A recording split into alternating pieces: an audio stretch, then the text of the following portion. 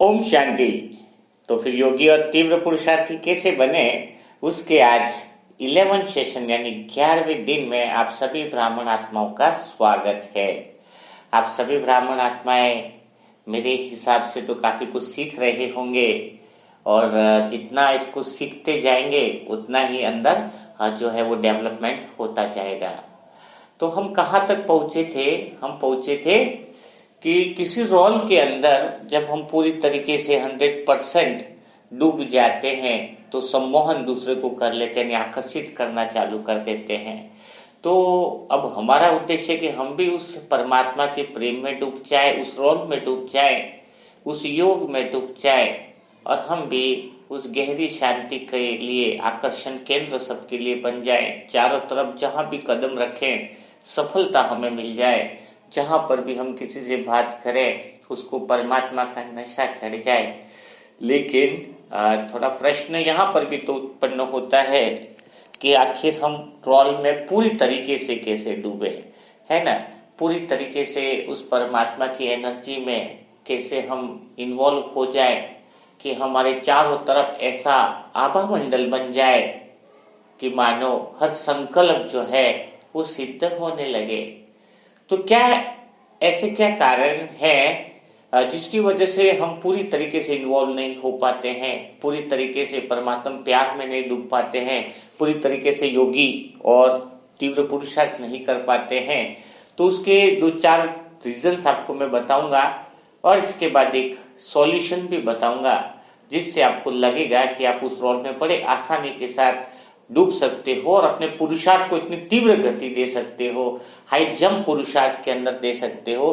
क्योंकि क्या होता है कि प्रैक्टिकल में जब तक आप देखोगे नहीं, समझोगे नहीं कि किस कारण से मैं अपने पुरुषार्थ को तीव्र नहीं कर पा रहा हूँ, इतना समय जो नाजुक से नाजुक लास्टली बचा है, अभी तो जयंती बहन ने डेट भी अनाउंसमेंट कर दी कि लगभग यहाँ तक तो विनाश होना तय है।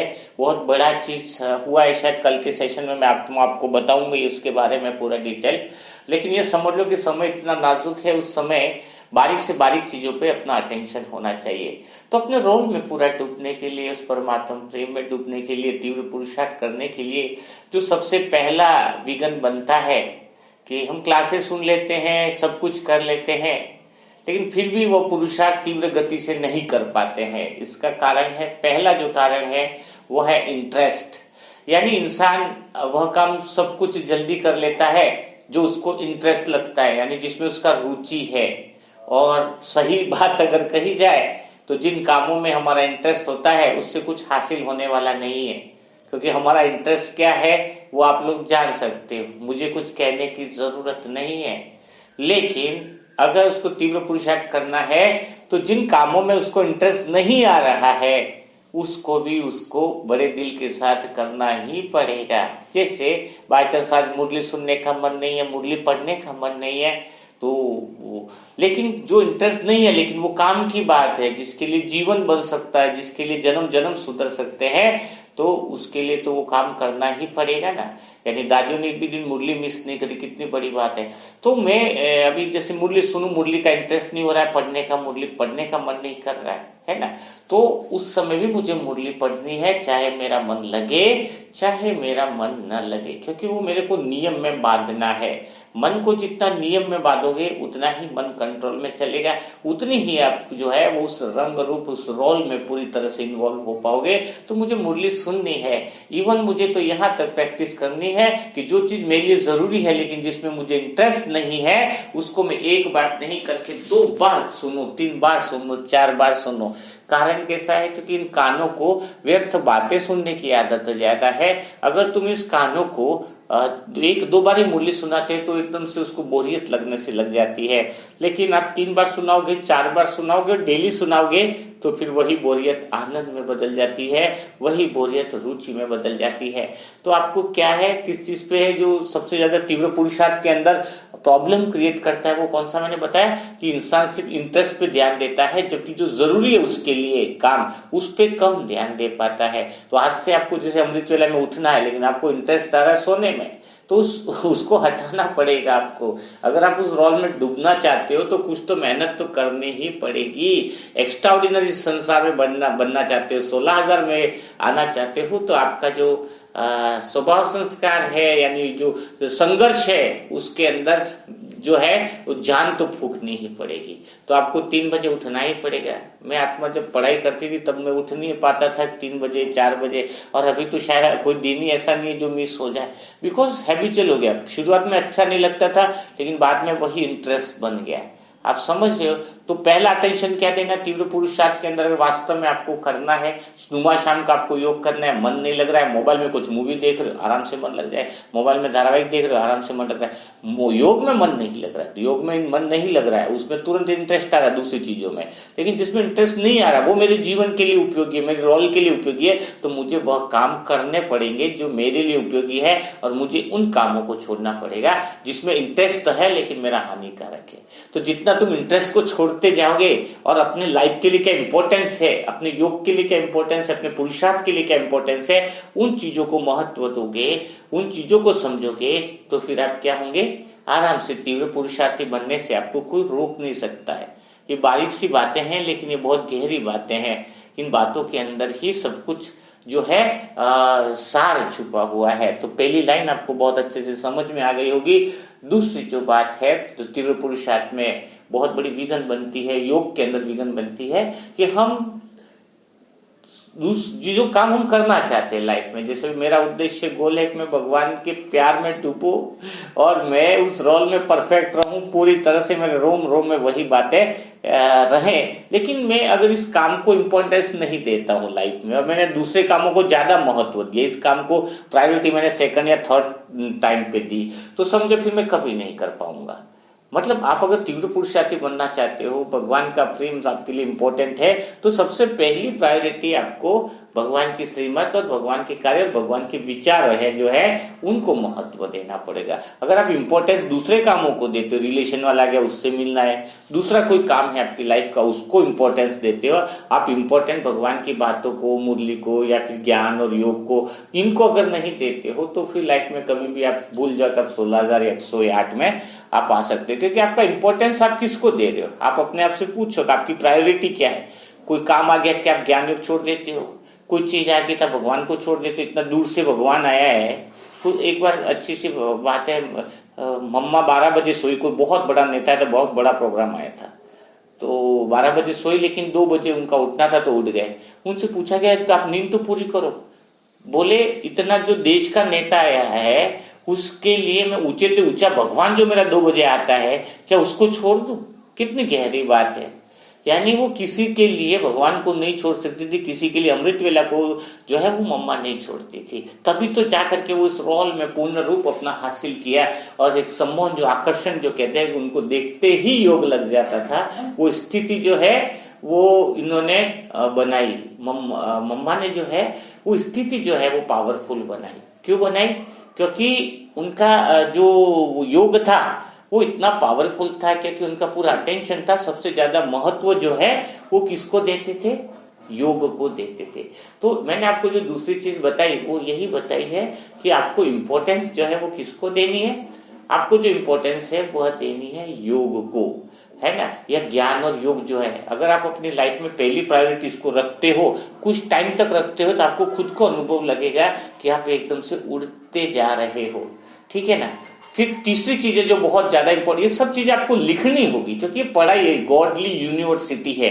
मैंने इसको पढ़ाई के रूप में लिया और एक नोट्स बनाने के रूप में लिया है, और मैं बारीक से बारीक कमी कमजोरियों को अपने स्वयं के अंदर चेकिंग करके इन चीजों को समझने की कोशिश करता हूं, तब जाके प्रोग्रेस होती है। क्योंकि इतने बड़े विश्व में फरिश्ता बनने की पढ़ाई है, तो भला इस पढ़ाई के लिए क्या नोट्स नहीं होंगे? डायरी पेन तो बाबा सबसे पहले बोलता है, मुरली में भी बोलता है, तो आपको डायरी पेन लिखना चाहिए ताकि भूलो नहीं।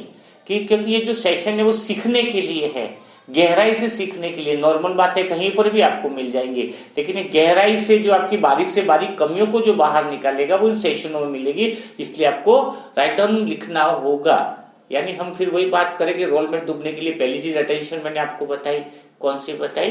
कि पहली चीज जो है वो आपका इंटरेस्ट जो है वो, दूसरे जो इंटरेस्ट वो छोड़ने होंगे, और दूसरी चीज जो मैंने बताई कि ज्ञान योग या जो भी चीज आपकी लाइफ में ये जो इम्पोर्टेंट जो लक्ष्य है इसको इम्पोर्टेंस देनी होगी, सबसे पहली प्रायोरिटी इसको देनी होगी। ये अपने अंदर डेली रिपीट करो, फिर बड़ा मजा आएगा। तीसरी चीज है कि तीव्र पुरुषार्थी योगी वो आत्मा नहीं बन सकती जो कहती है ना, जैसे इतना सा तो चलता है। उनके जीवन में एक लाइन होती है, इतना सा तो चलता है। अरे बोले थोड़ा सा बाहर का खा लिया क्या फर्क पड़ता है, इतना सा तो चलता है। अरे रोज योग करते हैं, आज शाम का छोड़ देंगे तो क्या होगा, इतना सा योग छोड़े तो चलता है। रोज अमृत वेला करते हैं, अरे आज अमृत वेला नहीं किया तो क्या फर्क पड़ेगा, एक ही दिन तो नहीं किया, इतना तो चलता है। जो इतना सा चलता है जिसके जीवन में है, वो जीवन में सत्युग में 16,000 में या शुरुआत के जन्म में तो वो चलता ही बना समझो। ये तो लिख लो हिस्ट्री में, या तो निर्णय ले लो, अगर मुझे सत्युग में ऊंचा पद पाना है तो इतना तो चलता है की जगह आगे लिख दो कि इतना भी नहीं चलेगा अगर ऊंचा, क्योंकि बहुत कंपटीशन टफ है। सभी ब्राह्मण आत्माएं बहुत तीव्र पुरुषार्थ कर रही है, बहुत गहराई वाली है आत्माएं, इतने तीव्र पुरुषार्थी हैं और इतने योगी बन रहे हैं, वो जरा भी मिस्टेक को देखते हैं खोद खोद के कि कहाँ है। और आप आत्मा ऐसी है जो मिस्टेक देखते हुए भी मिस्टेक कर रहे हो कि मैं यहाँ पे योग नहीं करूंगा तो मेरा क्या होगा। तो जब देखते हुए भी हम गलती कर रहे हैं और आगे ऊपर से क्या बोल रहे हैं स्वयं को समझाने के लिए कि इतना तो चलता है, तो एक ही बात फिक्स कर लो कि फिर सत्युग से तुम्हारा चलना ही फिक्स है, आना नहीं है सत्युग में। फिर सत्युग में बाबा तो कहेगा त्रेतायुग में डाल देते आपको, फिर बोलेंगे कि त्रेतायुग में क्यों, तो बाबा भी कहेगा आपको इतना तो चलता है। अब देख लो स्वयं को कि क्या निर्णय करना है। अगर सच्चे दिल से पुरुषार्थ करना है, उस रोल में डूबना है, तो एक लाइन फिक्स करो, इतना तो नहीं चलता है, तो फिर आपको कोई रोक नहीं सकता है। चौथी चीज तीव्र पुरुषार्थ में बहुत अटेंशन देनी है योगी में कि आपने एक दिन ऐसा निकालना ही होगा वीक के अंदर, सप्ताह के अंदर, जैसे कि आज संडे है तो कि मैंने क्या पुरुषार्थ के साथ में क्या चेंजेस लाए, मैंने क्या सीखा, जो कुछ मैंने सीखा उसको मैंने कितना प्रैक्टिकल लाइफ में उतारा। अगर मैंने नहीं उतारा है, कहाँ मैंने मिस्टेक कर रहा हूँ, कहाँ गलतियां कर रहा हूँ, तो उसको जब तक हम चेकिंग नहीं करेंगे, बिना चेकिंग के आप आगे कभी नहीं बढ़ सकते। यह मुझ आत्मा के वर्ड नहीं है, परमात्मा के वर्ड है। ब्रह्मा बाबा ने चेकिंग करी, मम्मा ने करी, तो सबको करना ही है, आपको भी करना ही है। बिना चेकिंग के आप चल नहीं सकते हैं। यानी आपको स्वयं में इस बात की तो क्या करनी होगी, इस बात की तो आपको क्या करनी पड़ेगी, चेकिंग तो करनी ही पड़ेगी। तो चेकिंग जो है ईमानदारी से करो कि मैंने क्या सीखा है और मैंने कोई गलती तो नहीं करी है, इसका आप बहुत अटेंशन रखो। फिर देखो कैसे आपकी प्रोग्रेस जो है वो कोई भी क्या नहीं कर सकता है, कोई भी आपको रोक नहीं सकता है। कितनी जबरदस्त बात है। तो उस रोल को डूबने के लिए, रोल में डूबने के लिए, तीव्र पुरुषार्थी बनने के लिए मैंने 4 से 5 पॉइंट बताए, लेकिन छठा पॉइंट जो है वो थोड़ा और बड़ा मजेदार है। उन 5 पॉइंटों का आधार है जिसकी वजह से हम जो है वो परमात्मा में डूब नहीं पा रहे हैं, तीव्र पुरुषार्थ नहीं कर पा रहे हैं। उसके लिए हमें इस बातों को समझना होगा, बहुत प्यार से समझना होगा, क्योंकि छठा 7वां पॉइंट और ज्यादा गहरा हो सकता है। तो छठा पॉइंट है कि मीन्स भगवान दिखता नहीं है यार, सूक्ष्मतन दिखता नहीं है, ऐसे रोल में डूबेंगे कैसे, वतन दिखता नहीं, बाबा दिखता नहीं, है ना। ऐसे तो कोई दिखता है तो हमारा योग काफी अच्छा लग जाएगा, उससे बातें करने में लग जाएगा। आपने देखा होगा लौकिक में भी किसी दोस्त या किसी से हम बात करिए, 10 दिन पहले बात करिए, 1 महीने पहले बात करिए, वो बातें आपको याद रह जाती है। लेकिन भगवान ने जो बात करी है, भगवान से जो आप बातें करते हो, 10 दिन पहले आपने भगवान से क्या बात करी, वो बात आपको याद नहीं रहती है। कारण क्या है, यहाँ पे ही शुरुआत होती है आपकी सब चीजों की। तो परमात्मा के रोल में डूबने के लिए, उसके साथ डिकोड होने के लिए, कनेक्शन बनाने के लिए बातें थोड़ी गहराई से जाने वाली है। क्योंकि आप ये तो पक्का कर लो, अगर आप ईमानदारी से सेशन अटेंड करते हो तो फिर तो आप भगवान के लव में लवलीहीन होना स्वाभाविक है, आपको कोई हटा नहीं पाएगा। तो बात क्या आ रही कि भगवान दिखता नहीं, तो उससे ऐसे बातें कैसे करें। तो सबसे पहली बात है कि कौन चाहता है जो भगवान को दिखे, कि मतलब कौन चाहता है कि शिव बाबा ब्रह्मा बाबा दिखे, वतन सूक्ष्म वतन में दिखे, सूक्ष्म वतन भी दिखे, परम धाम भी दिखे। तो अगर आप ये सोचते हैं कि मुझे उन चीजों का अनुभव करना है, परम धाम का या शिव बाबा का, तो ठीक है, करा देते हैं। लेकिन आप एक बात जरा पूछनी होगी अपने आप से, अगर वास्तव में तुम परमात्मा को देखना चाहते हो, वास्तव में शिव को देखना चाहते हो, शिव बाबा को देखना चाहते हो, तो सबसे पहले अपने आप से प्रश्न पूछना होगा कि दुनिया में दो चीजें हैं, एक तो है सत्य और एक है झूठ यानी मिथ्या, है ना। तो ये जो संसार में है दो चीजें बताई परमात्मा ने, एक तो क्या सत्य और एक है मिथ्या यानी झूठ। तो सत्य की परिभाषा क्या है, बहुत ध्यान से समझिएगा। सत्य की परिभाषा है जो कभी बदले नहीं, है ना, सदा एक सा रहे, कल भी वैसा था, आज भी ऐसा है और हमेशा वैसा ही रहे। जैसे आत्मा बिंदी कल भी थी, आज भी बिंदी और हमेशा बिंदी ही रहने वाली है, पॉइंट ऑफ लाइट रहेगी। संस्कार चेंज होंगे वो एक अलग, बट उसका रूप रंग तो कभी चेंज होने वाला नहीं है। आत्मा का जो रूप रंग है कौन सा है, पॉइंट ऑफ लाइट है। आत्मा कल भी पॉइंट ऑफ लाइट थी, आज भी पॉइंट ऑफ लाइट है और आगे भी पॉइंट ऑफ लाइट है। परमात्मा भी पॉइंट ऑफ लाइट है। तो जो सत्य है वो कल भी सत्य था, आज भी है और हमेशा रहेगा, जो बदलेगा नहीं, जो चीज बदलती नहीं है उसको हम सत्य कहते हैं। और जो चीज बदल जाए, जो चीज बदलती रहती है उसको हम सत्य नहीं कहेंगे। आज जो चीज दिख रही है कल अगर वो बदल जाती है तो वो मिथ्या है। एक छोटा बच्चा, शरीर इसका छोटा, कल उसका शरीर बड़ा हो गया, ये और इससे बड़ा हो गया, तो शरीर भी क्या हो गया, मिथ्या हो गया, क्योंकि वो तो बदल रहा है ना। जो चीज तुम्हारे सामने है और कल वो बदल सकती है, वो सारा दुनिया में मिथ्या है। भगवान तो कहते हैं कि संसार भी तुम्हें देखना नहीं है, होते हुए भी ये महसूस करो कि संसार है ही नहीं, क्योंकि संसार पूरा ही मिथ्या है। क्यों कहते हैं मिथ्या, मिथ्या का अर्थ क्या है कि वो है पर परिवर्तनशील है, इसलिए वो झूठ है, इसलिए मिथ्या है। क्योंकि कल जैसा संसार था आज अलग है और कल और अलग है, यानी चेंज हो रहा है, परिवर्तनशील हो रहा है ना। तो कहने का अर्थ क्या है ना, तो कहने का अर्थ है कि जो चीज झूठी है, मिथ्या है, जो परिवर्तनशील है वो झूठ है, ठीक है। अब ये बताओ, ये आंखें कल छोटी थी अभी बड़ी हो गई, हाँ समझ रहे हो बात को। शरीर 5 तत्वों का मिलकर बना, आज है फिर फिनिश हो जाएगा, तो ये शरीर भी मिथ्या ही है। अब आप एक बात बताओ, आप भगवान को देखना चाह रहे हो ना, पक्का आपको अनुभव कराता हूँ, शिव बाबा आपको दिखेंगे बिल्कुल अच्छे से। आप अनुभव करना चाहते हो ना, साक्षात्कार करना चाहते हो, तो बिल्कुल ध्यान से सेशन में बने रहिए, क्योंकि आपको लवलीन भी तो उसी में होना है। क्योंकि कई आत्माएं कहती है कि एक बार अगर भगवान दिख जाए तो मैं फिर उसके लिए अपना जीवन अर्पण कर दूं, कई सारी आत्माएं कहती है। तो चलो आज भगवान का अनुभव ही करा देते हैं। तो पहला एक आपको नियम क्या करना है, भगवान को देखना है कि मिथ्या चीज से परमात्मा सत्य है और आत्मा भी सत्य है। तो जो चीज मिथ्या है उससे आपको सत्य दुनिया में कभी भी नहीं दिखाई दे सकता है। मिथ्या है उससे सत्य कभी भी दिखाई दिया नहीं जा सकता। आंखें कौन सी है, 5 तत्वों से बनी है और निरंतर बदल रही है, तो आंखें भी क्या हो गई, 5 तत्वों से बनी हुई शरीर की चीजें मिथ्या है।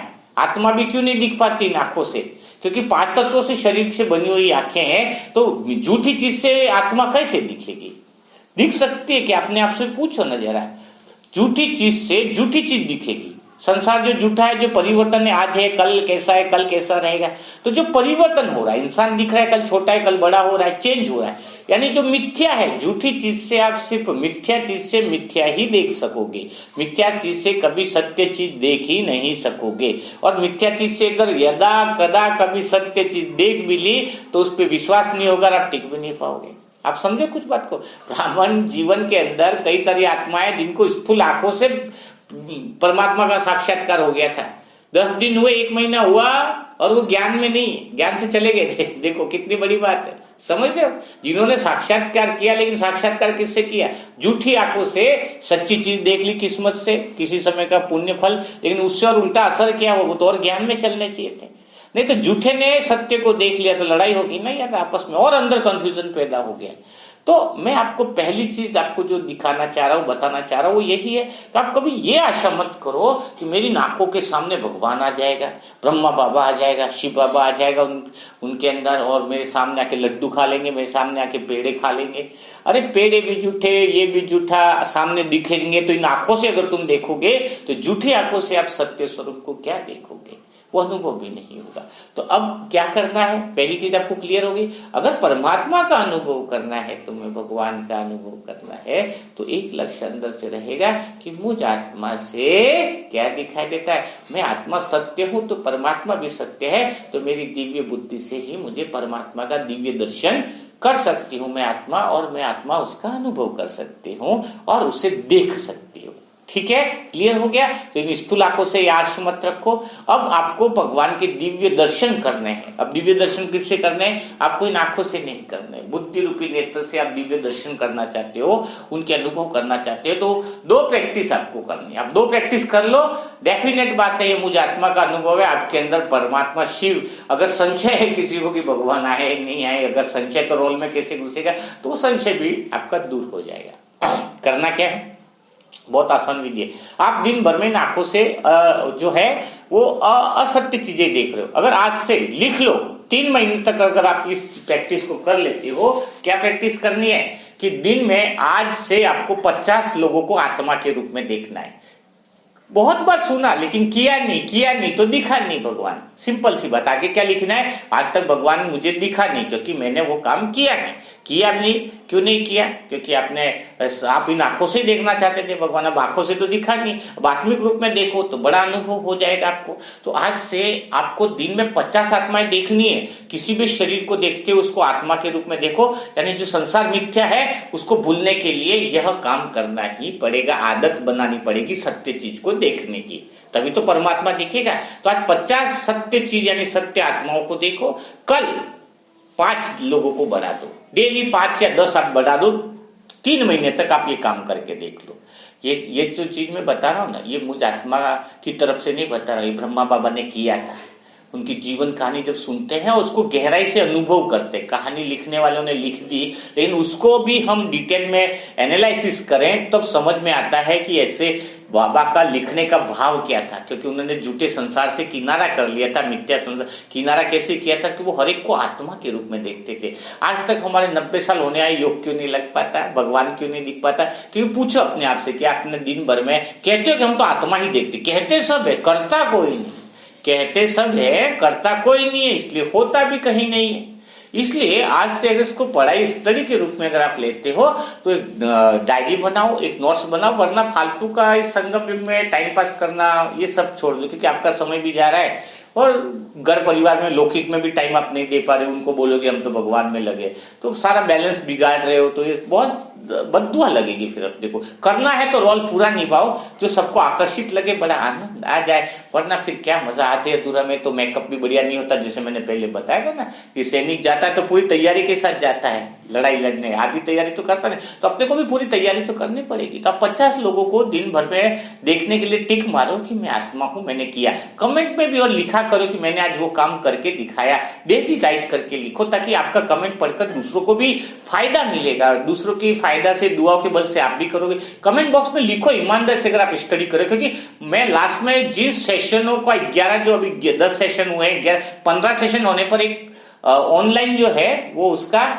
टेस्ट लेने की सोच रहा हूं। मैं बिल्कुल लाइव में आऊंगा, उसके अंदर लाइव स्ट्रीमिंग में आकर के भी आप लोगों का टेस्ट लेंगे कि क्या आपने सीखा। जो ज्यादा बहुत अच्छे होंगे उनके साथ और आगे की बहुत गहराई वाले सेशन होंगे।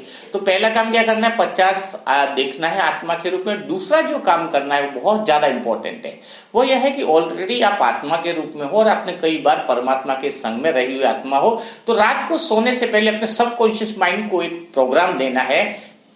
क्या प्रोग्राम देना है कि मैं आत्मा हूं, हे परमात्मा, मुझे आपके सत्य स्वरूप का ही अनुभव करना है और मैं आपके सत्य स्वरूप को देख रहा हूं। मैं सत्य की दुनिया को देख रहा हूं। मैं मिथ्या संसार और मिथ्या संसार को भूलता जा रहा हूं।